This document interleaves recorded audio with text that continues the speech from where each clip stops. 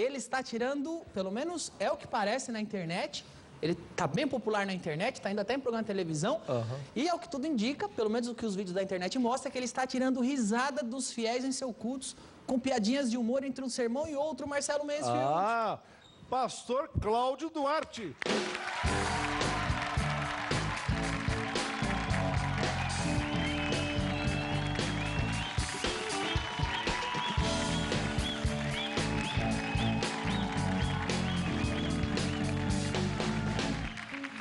Muito bem, olha, não sei se o pastor reparou, mas este tema que o Traje a Rigor escolheu para sua entrada é o tema do Seinfeld. Isso. Seinfeld é um comediante que fazia muitas piadas de stand-up e tal, ou seja, eu estou entendendo que o Traje a Rigor está comparando o senhor com um humorista. O senhor acha que o que o senhor faz na igreja é humor? O senhor é o pastor do stand-up ou não?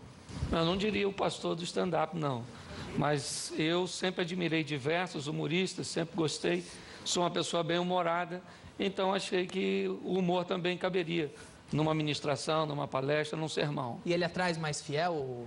Não vou dizer que atrai mais fiel, não. Mas deixa mais preso ao que você está dizendo? Com certeza atrai atenção. Atrai atenção. Atrai atenção, com certeza.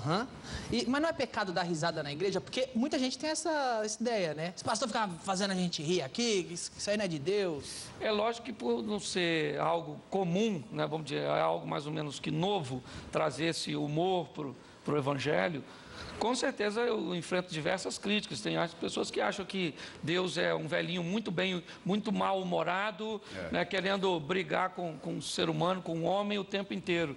E que a Bíblia diz... Não tem humor lá, né? Que a coisa é meio chata. Exatamente, passa a ideia. Na realidade, as pessoas têm uma ideia de que se você for bem-humorado, você não é sério.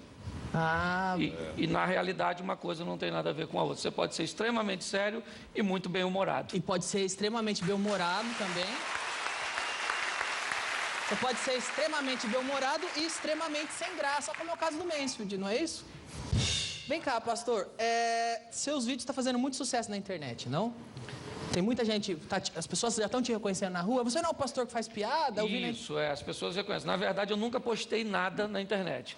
Nenhum vídeo foi postado por mim. As pessoas, às vezes, adquirem os DVDs, compram os DVDs das minhas palestras e eles, então, começam a postar esses vídeos na internet. E acontece com o pastor igual acontecia comigo, com o Mencio, de que iam assistir o nosso show e ficavam gravando no celular. Acontece deles assistirem sua pregação, ficarem gravando. Muitos dos vídeos que estão na internet... E você deixa? Não tem problema? Vídeos, eu não tenho nem como coibir isso, né? E também não é o objetivo. Agora, você se incomoda com o pessoal que tira uma piada sua de contexto e mostra só aquele trechinho gerando polêmica? Não, eu não me incomodo muito com isso, não. O que acontece é que as pessoas só estão fazendo isso. Entendi. Então, esse tipo de coisa, tirar uma piada do sermão e isolar, acaba prejudicando um pouquinho. Isso, quando... Foi exatamente o que a gente fez agora. Vamos ver um trecho só das piadas do pastor. Cadê? Essa geração não tem onde cair morto, Ana. Mulher é um artigo de luxo, camarada. Estou falando mulher, não é tribufu. Tribufu é baratinho. Ana, verdade. Tribufu, qualquer coisinha serve, coitadinha. Fica lá com aquele semblante fechado.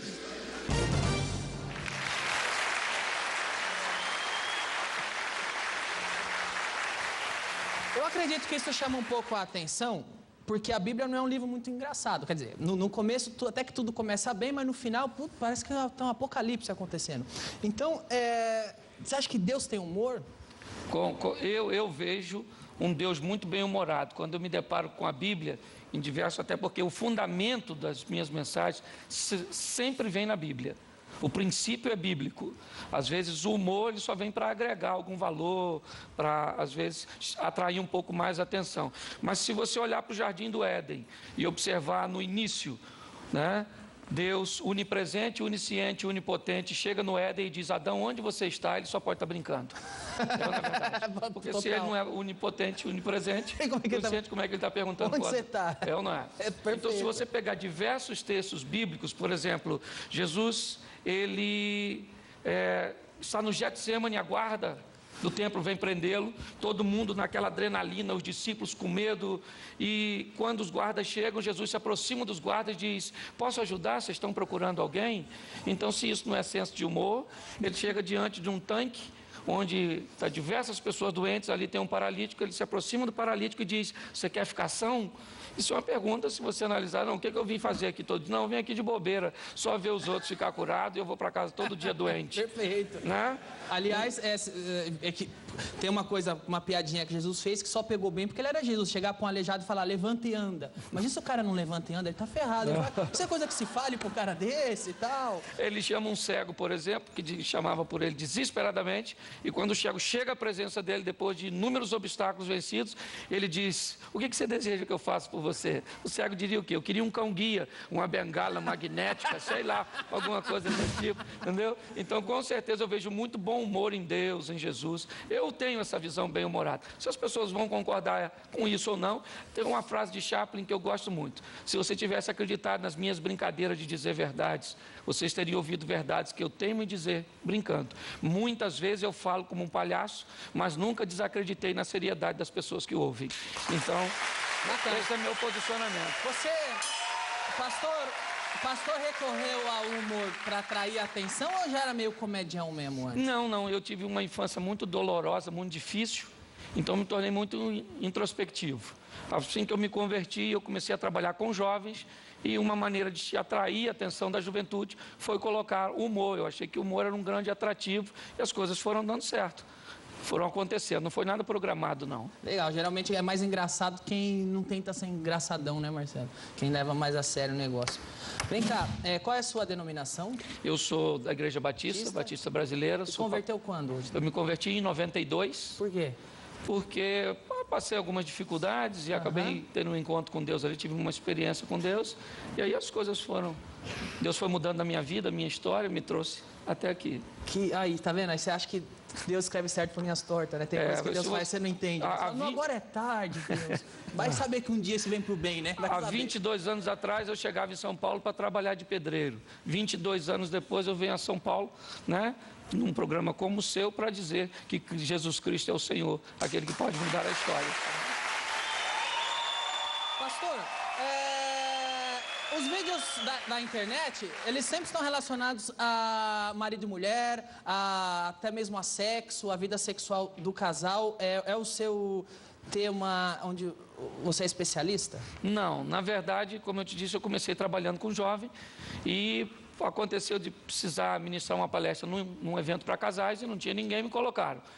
E aí a palestra ficou atraente, porque eu comecei a trabalhar com humor e eu busquei voltar para o relacionamento conjugal. As pessoas me chamam de pastor de família, mas na verdade eu gosto desse relacionamento conjugal, essa dinâmica de viver a dois, cabeça de homem, cabeça de mulher, como funciona. Eu sou extremamente contra divórcio, meu pai casou diversas vezes. Mas você conseguiu? Você entende como funciona a cabeça da mulher? Olha, eu tenho estudado aí durante 18 anos. Já chegou a alguma conclusão? Ainda não. Não? Não. Ainda não? Você consegue tatear no escuro e dar alguma dica? Quando, por exemplo, a mente feminina, ela é muito profunda. O homem é muito superficial. Né? Você chega, por exemplo, um homem chega em casa e os filhos bagunçaram os brinquedos na sala, ele diz, junta tudo, coloca na caixa. Agora, coloca agora, a criança vai resmungando e coloca. Se é uma mulher, ela chega e diz, você quer acabar comigo? O seu pai não pode pagar uma empregada, olha como é que eu estou destruído, vocês acabaram comigo. E o filho fica olhando sem pensar assim, do que se trata, não sei do que ela está falando. Ela fala durante 20 minutos e ela vai falando, gritando, e no final ela junta os brinquedos e guarda. É verdade. Então, eu costumo brincar, Daniel, que cabeça de homem é como uma área compartimentada. O homem trata de um assunto por vez. É muito comum no diálogo com a mulher, o homem dizer para ela, nós não estávamos falando disso. Porque o homem é assim, se ele vai falar de dinheiro, ele abre a caixa do dinheiro e fala de dinheiro. Exato. Se a mulher for falar da mãe dela, tem que mudar de caixa, porque ele está na caixa do dinheiro. Exatamente. Então o homem é uma caixa de cada vez. Vamos falar de filho? Vamos, deixa eu fechar a caixa do dinheiro. Fechei a caixa do dinheiro, vamos falar de filho. Agora vamos falar de quê? De esporte, deixa eu fechar a caixa dos filhos. Agora vamos falar da sogra, deixa eu abrir o caixão. Deixa eu procurar essa caixa que eu não sei onde eu coloquei. Né? Mas uma mulher não. A cabeça de mulher é um emaranhado de fio, corrente contínua. O tempo inteiro, mulher fala de tudo ao mesmo tempo. E o homem fica olhando para ela, ela diz, você não vai falar nada. Ele pensa, não sei que caixa você tá. Então, na verdade, a hora que eu conseguir achar a caixa, eu entro no assunto. E a mulherada da tua igreja, ou que assiste seus cultos, suas palestras, elas não chamam de machista, não? Pastor, você é machista? Não, até porque eu não sou machista, não. Defendo demais as mulheres. Entende? Eu acho que isso não é defeito, é acessório. Eu acho que já veio de fábrica, foi Deus que colocou, e eu não estou aí para contradizer. Eu ia falar exatamente isso, porque eu acho que é a maneira bem-humorada de tratar desse assunto, que é um assunto que as pessoas ficam meio chateadas de falar de marido e mulher, relacionamento, talvez bem-humorado o pessoal gosta mais. Suaviza. Entenda mais até, né? E suaviza também. Pastor, você disse durante a conversa que começou, não sei se começou ou não, mas que trabalhou muito com os jovens. Isso. Não, agora, o senhor também dá muito conselho para casal, matrimônio, vida sexual. Entra ano, sai ano, os jovens continuam com essa mania de fornicar antes do casamento. Né? Vinha a gente pedir conselho para o senhor. Que conselho o senhor tem para jovem que quer fornicar antes do casamento? Não se deve fazer? É uma questão só de saúde? Qual é a visão do pastor? Vamos lá, o Ministério da Saúde adverte que sexo seguro é com preservativo. A Bíblia adverte que sexo seguro é depois do casamento com uma pessoa só. Não é? Hoje isso, onde as pessoas observam mais o prazer pessoal do que a palavra de Deus, né? As coisas ficaram meio, vamos dizer, misturadas. Hoje, por exemplo, daqui uns dias vai acabar vendo um porte fazendo xixi no cachorro e todo mundo achando perfeitamente natural. Por quê? Porque os valores se inverteram e o errado virou certo. Né? O que eu falo sempre para a juventude é o seguinte, você precisa definir se você é o ambiente ou se você é o camaleão. A vida é assim, se o ambiente faz você ou se você faz o ambiente. Hoje, o ambiente tem feito a juventude. Então, as pessoas acham normal, está todo mundo fazendo, né? Eu vou fazer também, até porque os jovens gostam muito de aceitação, de ser aceito. Todo mundo gosta disso, para se relacionar. Mas a Bíblia diz que sexo é depois do casamento, não dá para negociar isso. Então, fornicação não dá. É só não alimentar. Você não namora no escuro, namora na frente dos outros. Leva seu pai, seu irmão mais novo. Namora na igreja. Não. Só, com licença da palavra, só broxante. Só broxante. Verdade. Isso aí. O David Banner é fácil de conduzir. O difícil é o incrível Hulk, né, irmão? Então não deixe o Banner virar o Hulk e tá tudo certo. Ok, agora, mas como é que se a pessoa não pode ter experiência sexual antes do casamento, pastor? Como que ela vai saber que está casando com a pessoa certa? Porque não corre risco da pessoa casar, os dois casam virgem, e depois do casamento, quando eles transam, eles falam, eu acho que eu não gostei desse seu lado. E aí fica aquele casamento, que é o casamento gospel, que é aquele casamento que casaram virgem só para não receber bronca do pastor. Então, eu não vou pecar com minha namorada, então para não ganhar bronca de ninguém, eu vou casar com ela, mas depois que casa, as coisas não encaixam. Mas não pode ser um prejuízo? Por exemplo, a maioria das pessoas que se separam fizeram sexo antes do casamento. Quando as pessoas vêm falar, a primeira pergunta que eu faço é qual era a vida sexual de vocês? Não, nós já tínhamos uma vida. Então as pessoas, numa expressão vulgar, experimentaram antes da hora e mesmo experimentando, né, porque o grande vilão hoje não é o sexo, o grande vilão é a incompatibilidade de gênero. Entende? Esse que é o que mais separa casais hoje é a incompatibilidade. A gente não combina, não funciona, não... Entende? Mas o sexo é o terceiro. Primeiro vem a incompatibilidade de gênero, depois vem o dinheiro e depois o sexo. Então, quando o assunto é jovem, eu tenho que falar, porque não dá para eu negociar com isso, certo? Tem que aguardar até o casamento. O pastor, pelo que eu estou entendendo, o pastor então está aconselhando o Marcos Klein a, depois que casar, ter a sua primeira experiência sexual, o Klein. Ele é solteiro? Ele é solteiro e virgem. Eu sou casado, ele conhece minha mulher. Ele é solteiro. Respeita aqui, tá tendo uma entrevista. Corta o microfone dele, pelo amor de Deus. Corta o microfone dele. Pastor, eu sei que os jovens querem fornicar de casamento. Mas eu estou vendo até que o senhor está com o livro, a gente fala dele já. Eles querem fornicar no casamento. Mas o que a Bíblia, quem segue a Bíblia vai tentar fazer é não fazer isso. Certo. Não é? E talvez por isso eles achem um ou outro atalho para conseguir uma coisa parecida com sexo, que talvez não seja bem sexo. E é isso que eu vou perguntar para o senhor agora, através do nosso joguinho Peca ou Não Peca? Peca ou não peca? Vamos lá, pastor.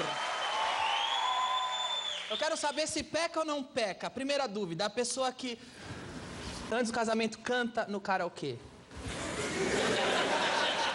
Ela peca ou não peca? Peca. Peca. Peca. Não pode cantar com o microfone. Não pode. Não pode cantar, peca. E depois de casado?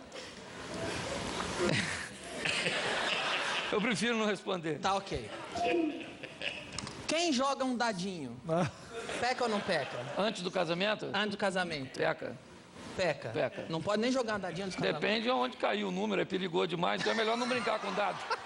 A que distância se deve ficar do abismo? Quanto mais longe, melhor. Quem faz 3-0, peca ou não peca? Peca. Peca, eu até já falei isso, porque ninguém é capaz de fazer isso pensando num pé de couve. É ou não é verdade? Ok. Ou você tem que imaginar alguém para pensar. Ok. Eu não sei como falar isso, pastor. Pode ficar à vontade que eu respondo. Transar na bunda, peca ou não peca? Peca. Peca. Peca. Mesmo casado? Mesmo casado. Ok. O Márcio Ribeiro, um comediante amigo nosso faleceu esse ano, pouco antes de falecer, esteve no programa e ensinou o público do programa a fazer um brinquedinho. Eu vou mostrar o brinquedinho que ele ensinou a fazer e depois você me diz se quem usar o brinquedinho peca ou não pega. Vamos lá? Peca ou não peca? Nós vamos fazer uma experiência agora para pessoas grandinhas. Você pega uma lata de cerveja, você põe... Uma esponja. Uma esponja. Que legal. Isso aqui vai ficar assim. Com a boca melhor, né? O que é isso, tio Márcio? Qual é o nome? Vamos lá, o nosso amigo Márcio Ribeiro ensinou a fazer aquele brinquedinho. Pastor Cláudio, brincar com aquilo, peca ou não peca? Com certeza peca. Peca também. Peca. Mas não é um ser humano, é uma lata, mesmo assim? O problema é o seguinte, é a mente da pessoa. Hoje, por exemplo, essa sensualidade está bombardeando todo mundo. Então está tudo precoce demais. Ninguém hoje fica grávida uma adolescente por minuto no Brasil.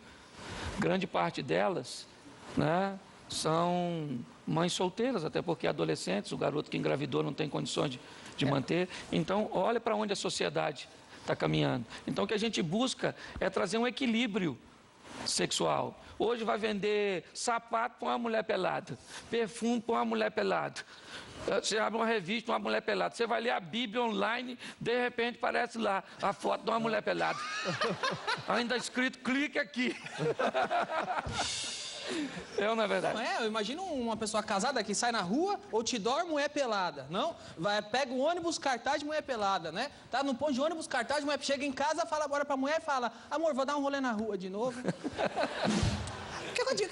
Você me falou que tem homem fruta, mulher fruta, é homem banana e mulher abacaxi? Foi uma mensagem que eu fiz sobre homem banana, mulher abacaxi. O que seria isso?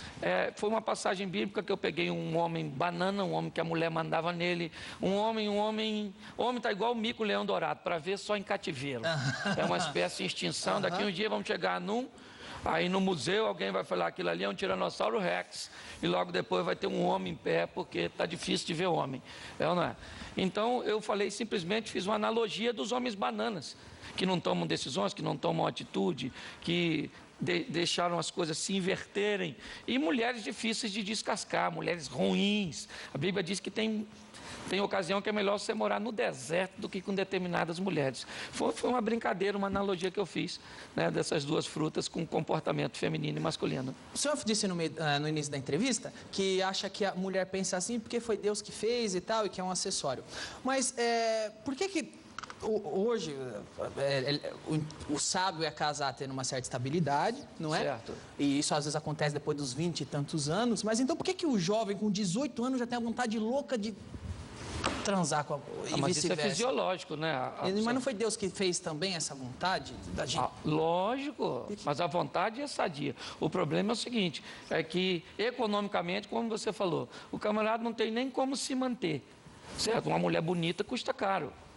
Uma mulher legal, você precisa. Se você vai casar, o relacionamento a 2 já é difícil. Imagine a 10. Você vai casar para morar na casa dos outros. Pensa, vai fazer sexo como? Sai do banheiro igual um bandido.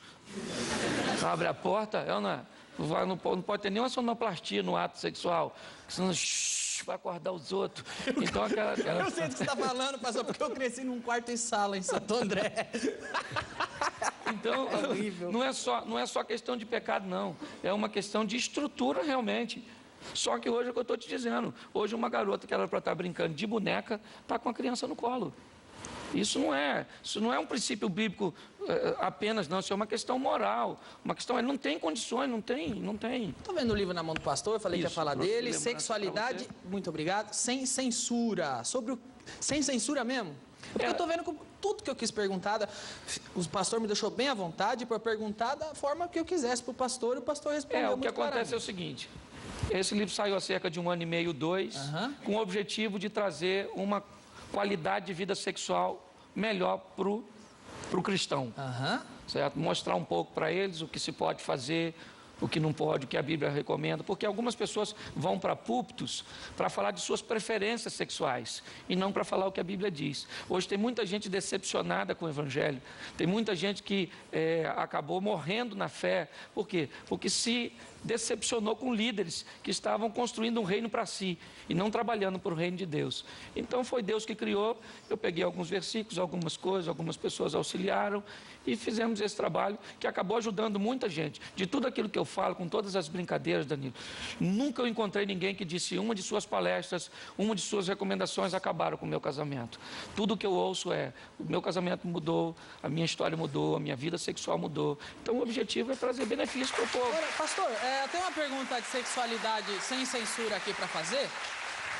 O que seria o adultério? O adultério seria eu trair minha esposa com outra mulher. Mas se eu sou casado e eu e minha mulher diz, não, você pode, vamos nós dois no swing, os dois, eu dei o consentimento para minha mulher ir no swing comigo, me trair, e ela permitiu que eu traísse ela, e eu permiti que ela me traísse. Ainda assim é adultério isso? O que acontece é o seguinte, a Bíblia diz que a única nudez que eu posso ter acesso é da minha mulher, e não interessa se ela consente ou não, porque ela não tem autoridade máxima sobre mim. A maior autoridade sobre a minha vida é Deus e não minha esposa. Então eu acho que isso é uma coisa que deveria ser conversada previamente. Por isso que eu acho que a coisa mais importante no relacionamento, mais do que o sexo, é o diálogo. O Danilo ficar olhando, por exemplo, a minha revista, acho que não. Olha, não deixe os jovens da sua igreja ver isso, tá, pastor? Isso aqui é horrível, tá bom? Pastor, agora, você tem um conselho para lidar com TPM? Rapaz, TPM é um negócio complicado. Eu daria um versículo bíblico para TPM. Fugir da aparência do mal. A mulher está com TPM, deixa ela quietinha. Na verdade, vai embora, vai dormir, vai jogar tênis, futebol, vai fazer alguma coisa e deixa esse negócio passar, porque como é que vai fazer? Alguns homens acham que isso é besteira, mas alguns deveriam simular um dia uma menstruação. Então, só para entender, só a menstruação em si, pegar um absorvente, colar em si, andar com aquilo de 5 a 7 dias colado. Tá certo. Talvez ele ia entender um pouco, né? Que isso se dá, e ainda se dá o luxo de não poder usar um OB. Pastor, foi muito legal ter o senhor aqui. Muito obrigado por vir. Pastor Cláudio Duarte, foi um prazer recebê-lo. Prazer foi meu. Muito obrigado por vir.